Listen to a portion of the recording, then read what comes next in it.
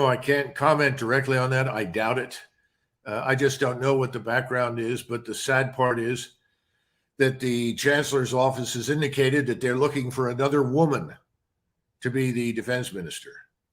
And this sort of thing is so discouraging when you would think, let's find someone who's competent to do the job to the best degree possible. But apparently that's not too important to the Germans. So I think they're very confused right now. Then, of course, you have the British. They want to send 12 or 14 Challenger 2 tanks. Remember, all of these tanks do not use the same ammunition.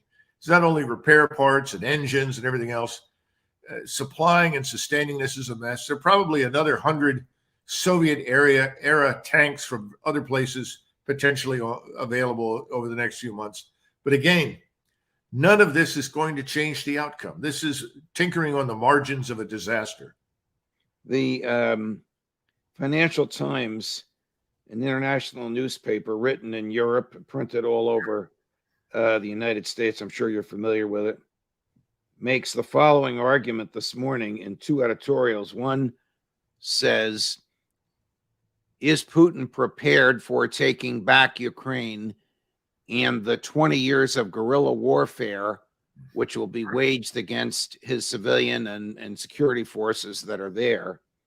And 2, won't a Putin victory make Russia poorer, more isolated, and more dictatorial? You want to address either of those challenges? Sure. Can I start with the second one first? Please. And nothing that Russia has done to this point in time has harmed Russia. Russia's position in the world has grown much stronger. Their oil and gas exports are way up. The ruble is stronger. Their economy is stronger. So the notion that somehow or another Russia's decision to intervene in Ukraine to protect itself and eliminate the possibility that Ukraine could become a member of NATO has harmed it, I think is just fundamentally false. And I don't see any evidence at all that that will change in the near future. Now, the first question is important. Can you repeat that? Is President Putin prepared after his likely Russian victory to tolerate 20 years of guerrilla warfare against whoever or whatever is going to run the government in the parts of present-day Ukraine that will be returned to Russia, whether it's Russia-friendly Ukrainian politicians or Moscow stand-ins? Well, the first point, I think, is to keep in mind that mentioning this insurgent warfare that we are theoretically prepared to support for 20 years is probably a guarantee that Russian forces will have to march all the way to the Polish border and to the Romanian border and the Moldovan border. So that there are no super patriots remaining who want to shoot at Russian security forces from the tops of office buildings. Yes. I mean, you have to put yourself in the position of the Russian state.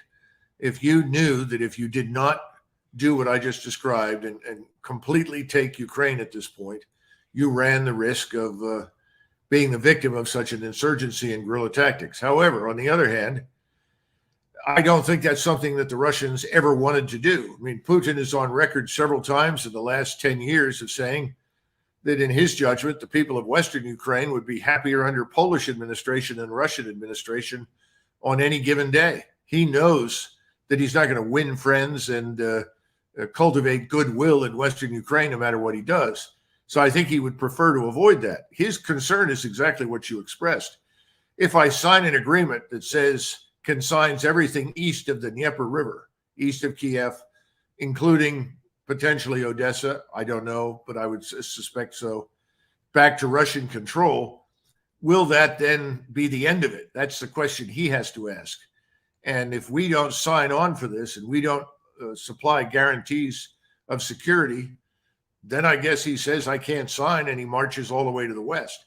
This is the dilemma that we have failed to understand.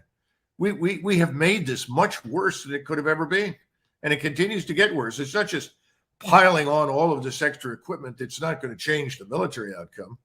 It's sort of pouring salt in the wound. We made it clear, it's not just regime change, it's humiliate Russia, destroy it, dismember it. Insane. Under those circumstances, I'm surprised that we'll get through this without a nuclear exchange.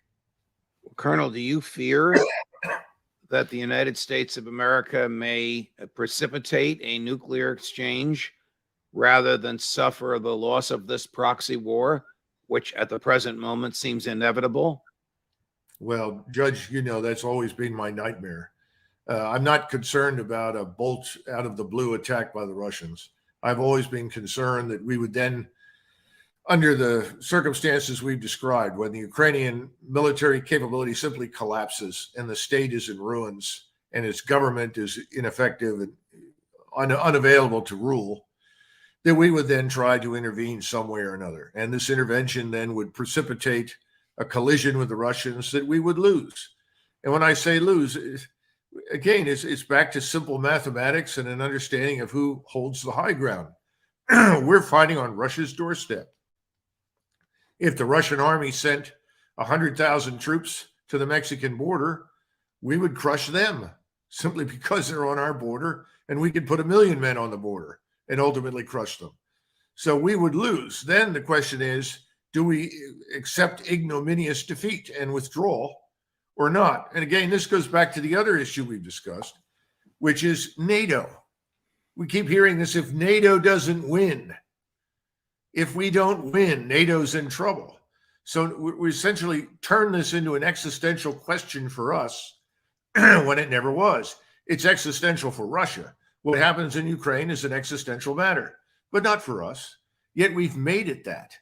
And so there's a real probability that if the Russians move in, and I think they will sooner than later, and crush the Ukrainians, that NATO will be in trouble. The alliance is going to stand around, and many members are going to say, well, why am I in this?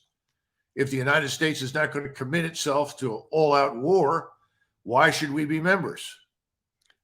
Do we know of any back channel negotiations going on, or has Biden refused to sort of Bigfoot Zelensky, and Zelensky is refusing to talk to the Russians? Again, I think that if President Biden and his handlers decided to end things, they could pick up the phone and do it immediately, and Zelensky would obey. So I don't buy the notion that Zelensky is an independent actor. Look, we've spent $50 billion in cash, equipment, and support thus far. This is of all the, you talk about over $100 billion, but that much we have spent. We own the Ukrainian state. It's the 51st state. We pay for its government. They're not independent. So we can stop this anytime we want. The problem is there's no evidence that anybody wants to. Now, have any of the Europeans stepped forward and tried to open channels to Moscow?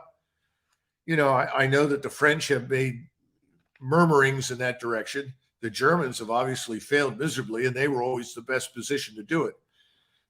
But if we persist in this and Ukraine is utterly destroyed, I suspect that the Europeans will have to take things in hand. And again, that spells, in my judgment, the end of